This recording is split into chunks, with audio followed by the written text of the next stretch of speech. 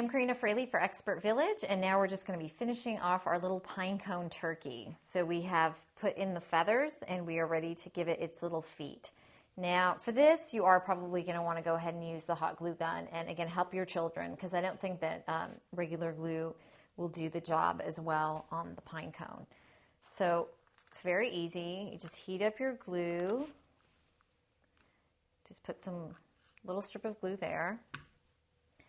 And then you just pick a spot for the feet, wherever you think they look good. That. And make sure that you stick them out a little bit so that you'll actually be able to see them. And you can play around with the placement.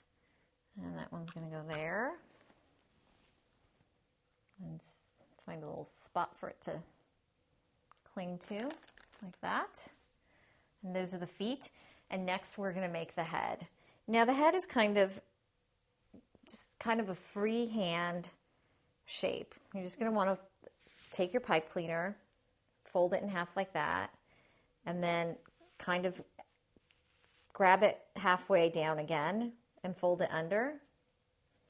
And then just try to give it a shape like a turkey, if you see that. And then you're going to want to create a loop for it to wrap around part of the pine cone. And so you're going to go like that, and it will hang on. And pipe cleaner is actually, it's wire in the middle, so you can basically work with it very easily. And as you can see, that looks like a little turkey head. Next, we're going to attach the eyes.